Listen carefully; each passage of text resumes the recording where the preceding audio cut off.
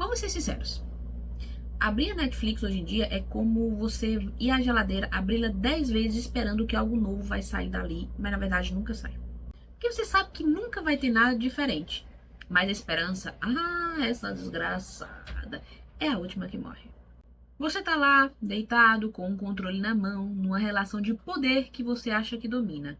Mas isso é pura ilusão. Que você começa a rolar o feed uma, duas, três, até a 10ª vez. O algoritmo te encara, te julga, sugerindo para você.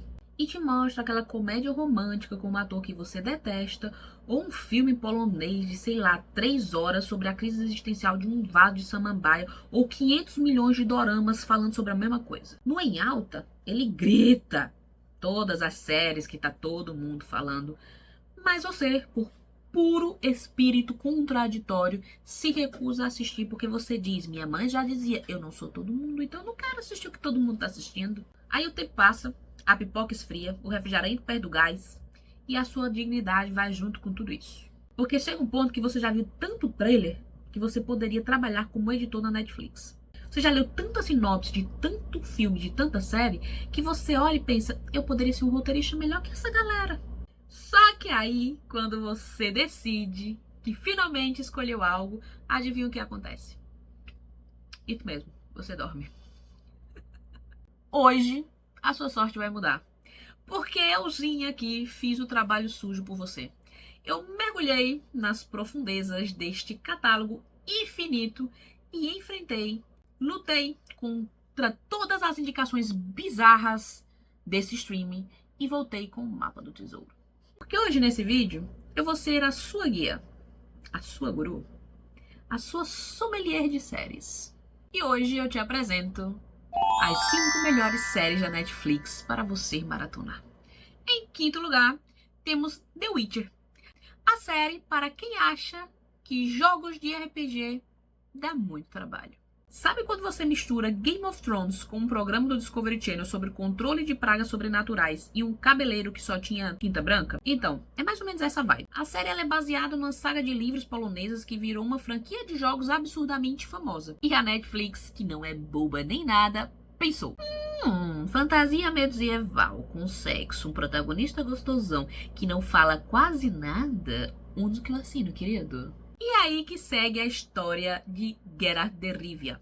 Um bruxo, mas não um bruxo tipo Harry Potter, tá? Geralt é um mutante, um caçador de monstro profissa, meu querido. Pense nele como um detetizador do capeta, porque ele foi geneticamente modificado com poções e magia para ser mais forte, mais rápido e ter um cabelo platinado que desafia a lógica do shampoo anti-resíduos, meu caro. Por causa disso, todo mundo trata ele com o mesmo carinho que a gente trata uma barata voadora, um misto de medo e nojo.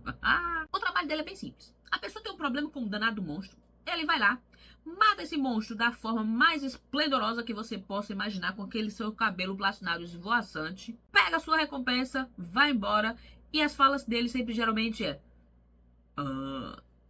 fuck.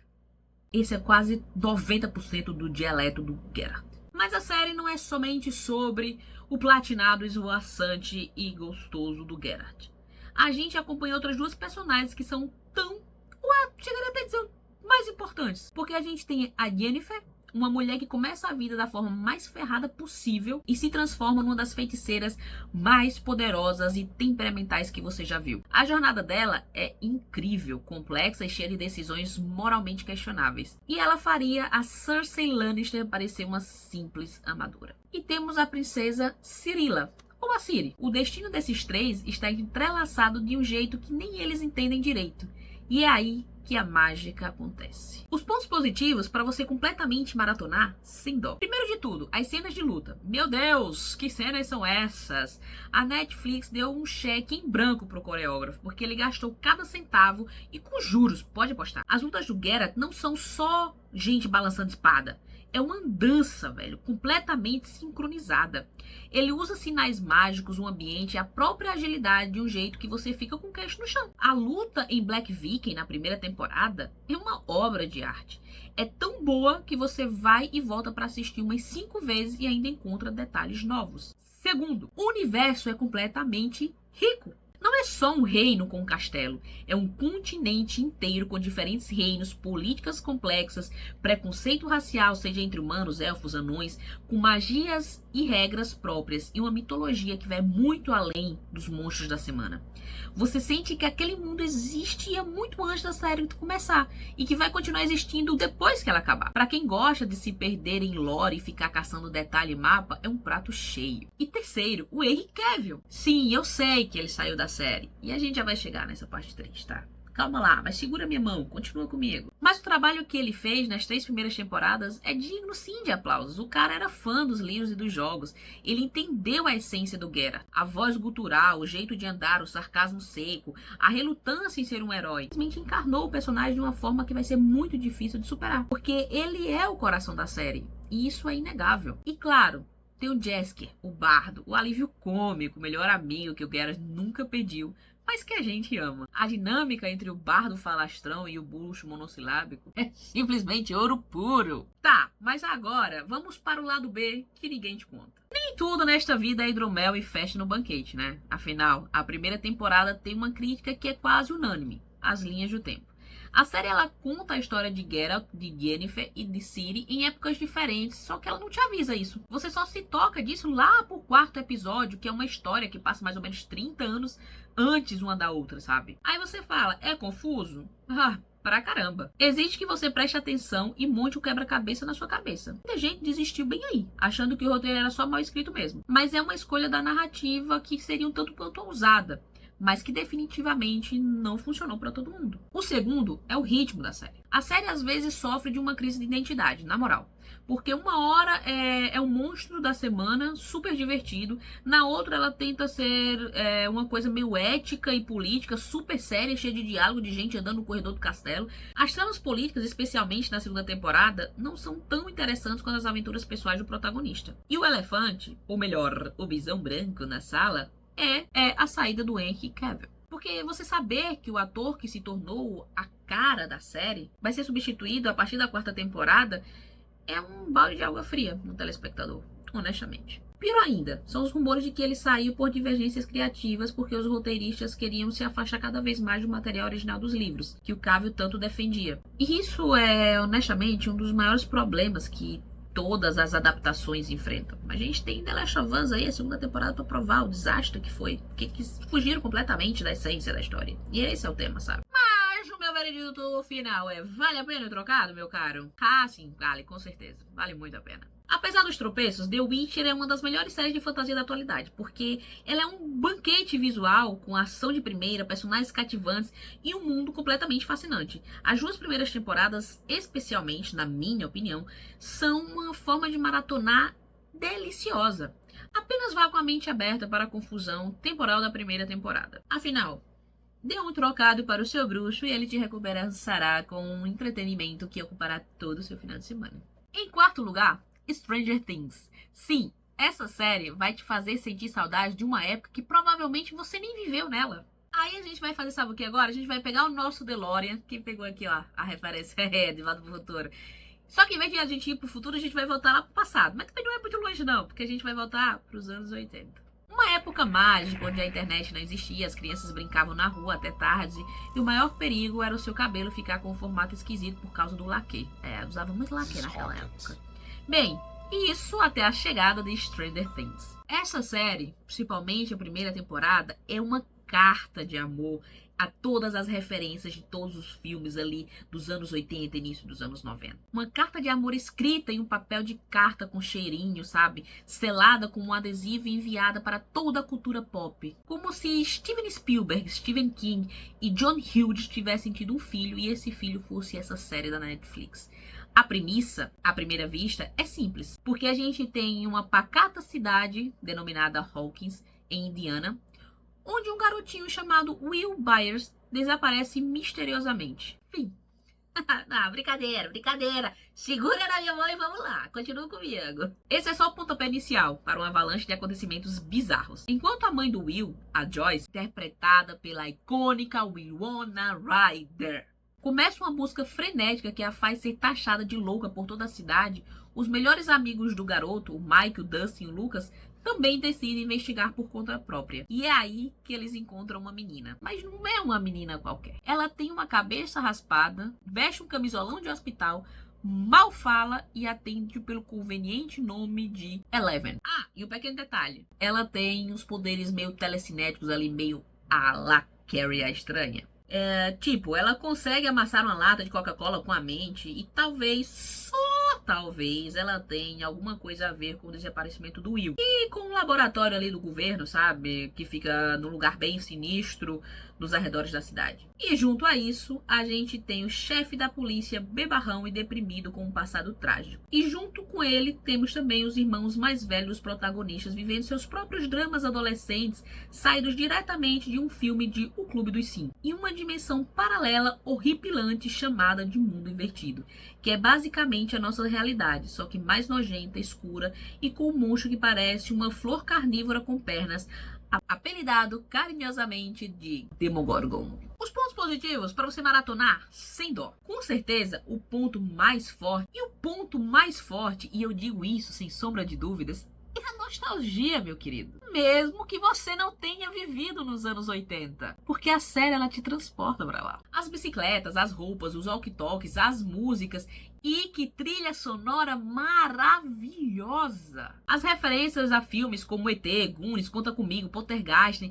É um bombardeio de referências que, em vez de parecer forçada, cria uma atmosfera incrivelmente aconchegante e familiar. É aquele tipo de série que te dá um abracinho bem aconchegante antes de dar um jumpscare bem na tua cara. O elenco infantil ele é apenas fenomenal. Na primeira temporada eles eram apenas crianças, mas a química entre eles era tão genuína, tão real, que você comprava a amizade deles na hora.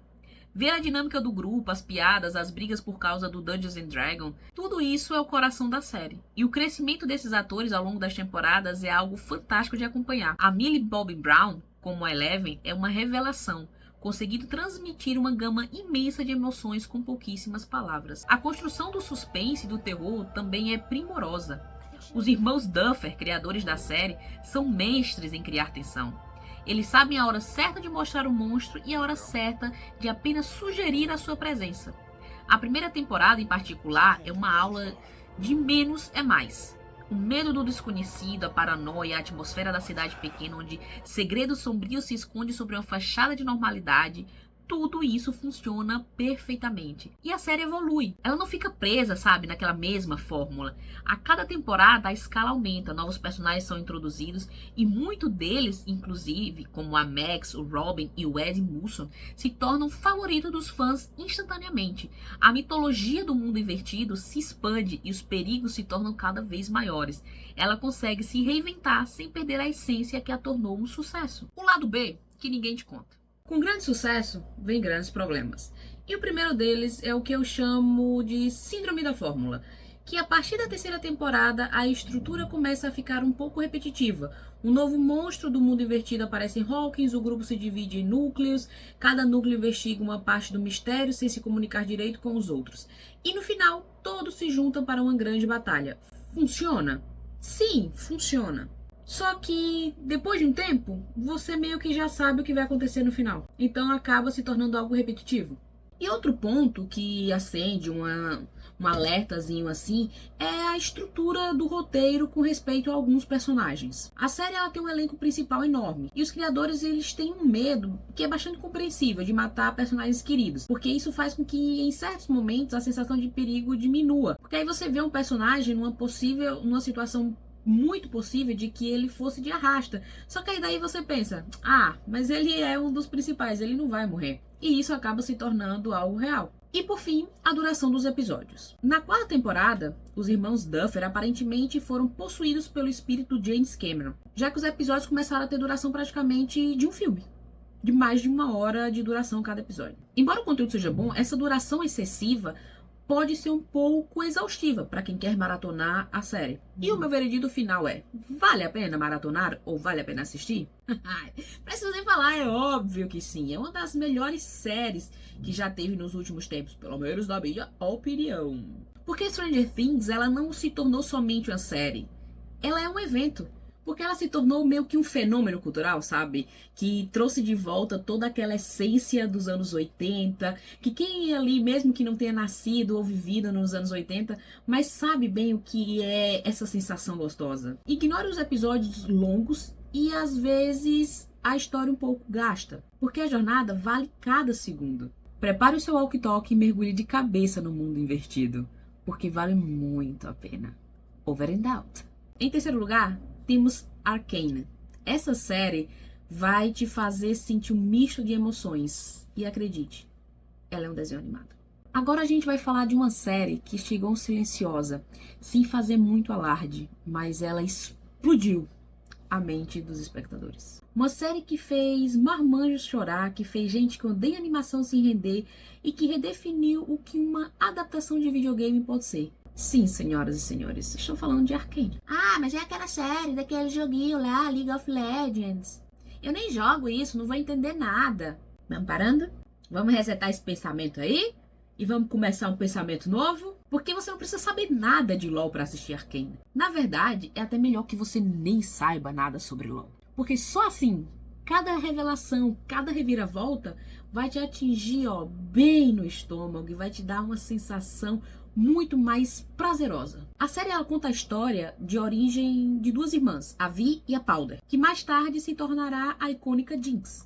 Elas vivem em Subféria, uma cidade subterrânea considerada o esgoto de Piltover, a cidade do progresso, que fica lá em cima, reluzente, cheia de cientistas metidos à besta. A Subféria ela já é o oposto, já que ela é suja, perigosa, caótica, só que com um senso de comunidade e lealdade bem polido que não existe na superfície. A trama começa com as duas irmãs ainda crianças, órfãs, tentando sobreviver nesse ambiente hostil sob a tutela de Vander, uma figura paterna para os desajustados da Subféria.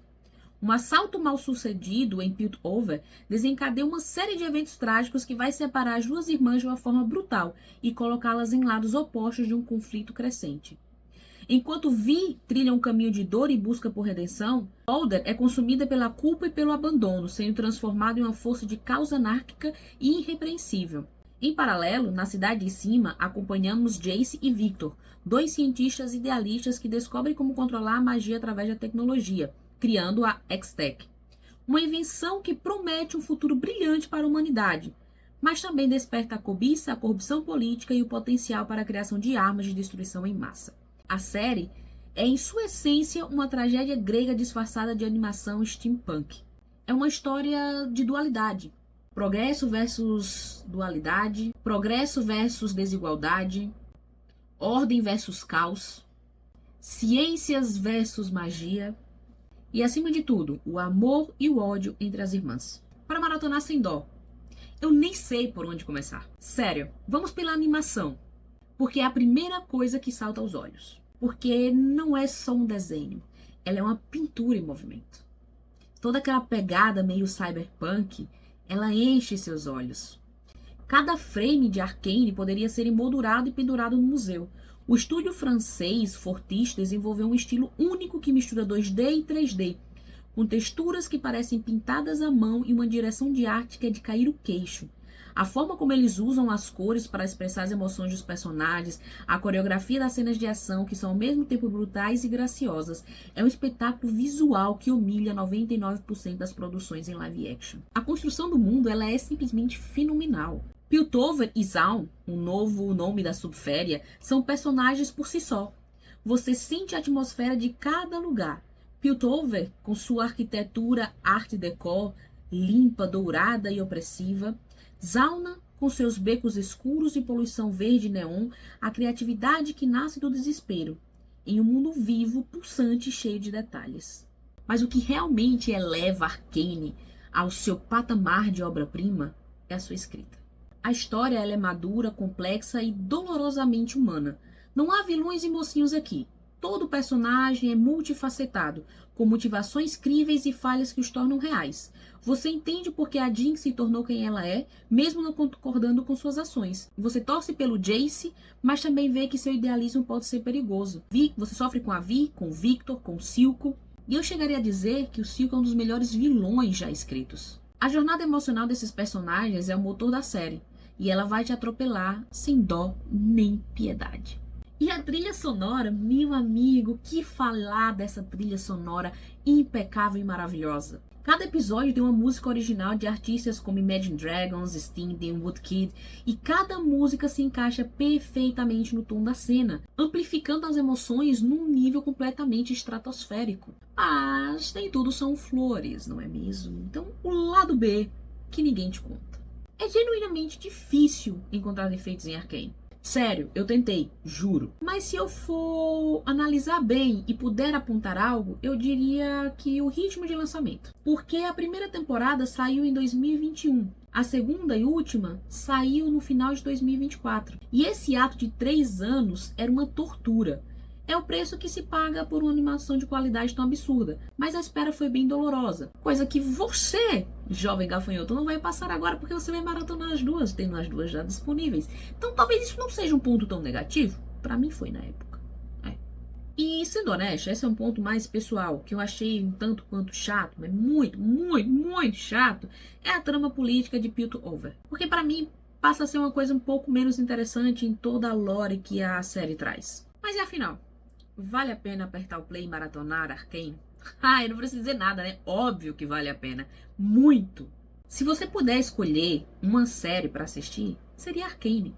Porque não importa se você não gosta de animação ou se você não sabe nada sobre League of Legends, porque simplesmente não precisa de nada disso. Porque Arcane transcende tudo isso. Ela é simplesmente uma das melhores obras de ficção dos últimos anos. E ponto. É uma história poderosa sobre família, trauma e as rachaduras da sociedade. É um espetáculo audiovisual que vai redefinir seus padrões. Apenas assista e depois me agradece por insistir em você assistir. Em segundo lugar, temos o BoJack Horseman. É uma série que começa como comédia e termina com você fazendo uma terapia quase que infinita. Então senta aqui e vamos conversar um pouco sobre BoJack Horseman. Num primeiro olhar, BoJack parece só mais um desenho de comédia adulta na linha de Family Guy ou Simpsons, mas este mundo é habitado por humanos e animais antropomórficos que convivem normalmente. O protagonista é um cavalo, o BoJack Horseman, que nos anos 90 foi a estrela de um sitcom super famoso chamada Horsing Around. Pensa tipo um 3 é demais, só que com cavalo. Hoje, 20 anos depois, ele vive em uma mansão luxuosa em Hollywood. Sim, sem o D foi roubado, é Hollywood. Afogando sua irrelevância em uísque, festas vazias e relações autodestrutivas. Qualquer semelhança com a realidade é mera coincidência. Ele é narcisista, egoísta, cínico e incapaz de manter qualquer relacionamento saudável. Para tentar voltar aos holofotes, ele decide escrever uma autobiografia. Mas, como ele é um tremendo de um preguiçoso, ele decide contratar uma Ghost Rider, a humana Diane. A série começa com essa premissa, e nos primeiros episódios ela até te engana. Tem piadas rápidas, trocadilhos visuais geniais com os animais, tipo os pinguins que trabalham numa editora chamada Penguin Publishing, por exemplo. É uma sátira afiada da indústria do entretenimento. Talvez você não entenda direito a piada, porque eu também não entendi. Mas enfim, é considerado uma sátira. Você vai rir, você vai achar que é uma comédia. E então, bem devagarinho, sem você perceber, a série simplesmente puxa o tapete debaixo dos seus pés. BoJack Horseman não é uma comédia sobre um cavalo triste. É um drama profundo e devastador sobre depressão, vício, trauma, a busca por significado e a dificuldade de mudar. É a história de um personagem que sabe que é uma pessoa, o cavalo, que é tóxica, que machuca todos ao seu redor, quer desesperadamente ser bom, mas que ele não consegue sair do seu próprio ciclo de autodestruição. Ao redor dele temos um elenco de apoio igualmente complexo. A Princess Caroline, sua agente e ex-namorada, uma gata persa viciada em trabalho que tenta equilibrar uma carreira impossível com o desejo de ter uma família. O Miss Peanut Butter, um labrador amarelo que era estrela de uma sitcom rival e que é o completo oposto de BoJack, otimista, feliz e amado por todos, mas com a sua própria dose de superficialidade e problemas. E o Todd Chaves, um humano amigo assexual que mora de favor no sofá do BoJack. Mas e aí, vale a pena maratonar? Sem a menor dúvida. Na minha opinião, BoJack Horseman poderia ser considerado como uma obra-prima. É uma das séries mais bem escritas, inteligentes e emocionalmente ressonantes já feitas. É uma daquelas experiências que ficam com você por muito tempo depois que os créditos sobem. Ela vai te fazer rir até a barriga doer, mas na cena seguinte ela vai quebrar seu coração em 1000 pedaços. É uma jornada difícil, mas imensamente recompensadora. Se você procurar algo que vá além do puro entretenimento e te faça pensar sobre a vida, não procure mais. Apenas prepare o seu lanchinho e talvez o telefone do seu terapeuta e aperte o play para assistir BoJack Horseman. E em primeiríssimo lugar, se você chegou até aqui, deixa aqui nos comentários qual é a sua opinião sobre qual vai ser o primeiro lugar. Tô muito curiosa para saber. E se você não é inscrito, não deixe de se inscrever, deixa aquele like marotésimo. E sem mais enrolação, bora lá. Para mim, uma das séries mais magníficas e esplendorosas que eu já assisti nos últimos anos, sem sombra de dúvidas, é Dark. Chegando ao topo do nosso pódio, ao Monte Everest das maratonas. A série que separa os homens dos meninos, as mulheres das meninas. A série que, quando você termina, vai te dar o direito de colocar no currículo sobrevivente de Dark.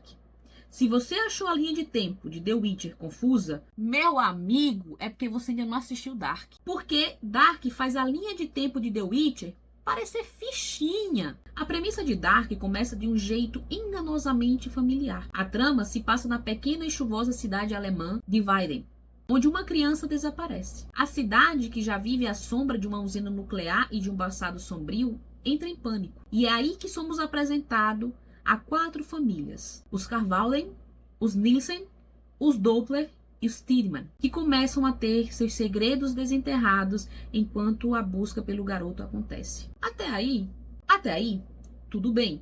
Uma premissa um tanto quanto comum. Parece uma boa série de suspense europeu. Mas é aí que as coisas bizarras começam a acontecer. Bizarramente estranhas. Como pássaros que começam a cair do céu do Neida. E o nosso protagonista, Jonas, começa a seguir pistas deixadas por seu pai, que cometeu suicídio e que o levam a uma caverna na floresta. E dentro dessa caverna há uma passagem que não leva para o outro lado da montanha, e sim para o outro lado do tempo. E é aí que Dark revela a sua verdadeira identidade complexa. Não é uma série sobre um menino desaparecido, é uma série sobre viagem no tempo. Mas não de jeito que a gente está acostumado, como De Volta para o Futuro, com carros estilosos e diversos. Aqui, a viagem no tempo é uma doença. Uma maldição que aprisiona as 4 famílias em um ciclo interminável de dor, segredos e paradoxos. A pergunta deixa de ser onde está Mikkel, o menino desaparecido, e passa a ser quando está Mikkel. A trama se desenrola em múltiplos anos: 2019, 1986 e 1953.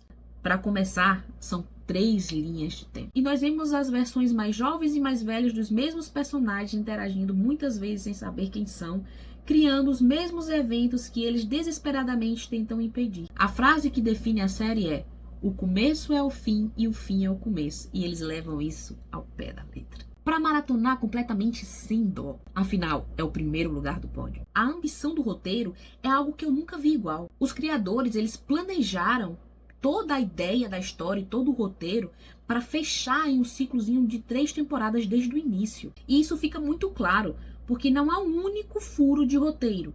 Cada detalhe, cada cena, cada objeto que aparece, insignificante no começo, se conecta de uma forma alucinante no final. É um quebra-cabeça de 1000 peças perfeitamente encaixadas. A sensação de ver as coisas se conectando te dá uma sensação de satisfação que somente a ficção pode proporcionar. A atmosfera é impecável.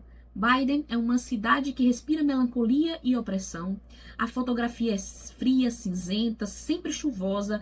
A trilha sonora com seus eletrônicos sombrios e a música tema Goodbye. Você se sente preso em Weiden, junto com os personagens. A complexidade da trama te força a prestar atenção. Essa não é uma série para ver enquanto você mexe no celular. Você precisa se dedicar, você precisa de um caderno, de um post-it, talvez de um painel com fotos e barbante vermelho como um detetive de filme. Isso é ótimo, é uma série que te desafia, que confia na sua inteligência para juntar as peças. E quando você consegue acompanhar, se sente um gênio. O elenco ele é simplesmente espetacular, mas não podemos ser injustos com os outros, né? Então, o lado B que ninguém te conta. A complexidade da trama também é o seu maior ponto negativo. Se você se distrair por 5 segundos, você está perdido. Se você piscar na hora errada, você pode perder um detalhe crucial que só fará sentido 5 episódios depois. A quantidade de personagens, de linhas de tempo e de conexões familiares podem ser esmagadoras. É uma série que exige 110% da sua atenção. Ela não é a série para todo mundo. Isso é um fato. O ritmo, ele é um tanto quanto lento e deliberado. Para algumas pessoas, isso pode ser um ponto negativo. Porque Dark, ela não é aquela série que tem pressa, onde mostrar as coisas ou pressa em acabar. Ela constrói seu mistério camada por camada, com muito diálogo filosófico sobre tempo, destino e livre-arbítrio. Se você procura ação desenfreada, sinto muito lhe informar, mas Dark não é essa série. Porque ela é um suspense cerebral. Um drama existencial com pitadas de ficção científica. E honestamente, a árvore genealógica dessa série vai te dar um nó na cabeça. Meu veredito final, vale a pena maratonar Dark? Meu Deus, sim, óbvio que sim. Se você gosta de um bom mistério de ficção científica inteligente, de histórias que te fazem questionar a natureza da realidade, Dark é a sua série, meu querido. É uma experiência única, uma maratona que vai te consumir, te confundir, te frustrar, mas no final ela te recompensa, com uma das conclusões mais perfeitas e satisfatórias da história. É uma jornada complexa? Bastante. Mas é uma jornada que vale a pena cada confusão e cada rebobinada para tentar acompanhar o que você perdeu no piscar de olhos. E é isso, rapaz. Aí vos trago... Menino, quem é que fala vos trago, pelo amor de Deus? Deixo 5 séries com 5 universos diferentes pra você assistir aí numa maratona assim, ó, delicinha quando você quiser escapar do mundo e ficar ali, ó, 2, 3 dias somente vendo séries gostosas. Mas eu quero saber de vocês, quais delas vocês já assistiram, qual delas você pretende maratonar? E um recado importante, se você não é inscrito, pô, velho, caramba, se inscreva aí, bicho. Deixa de acompanhar, deixa aquele like marotésimo, compartilha pra todo mundo, ativa o sininho. E é isso, muito obrigado por me acompanhar em mais um vídeo. A gente se vê no próximo. Um abraço no meu lugar do mundo e tchau!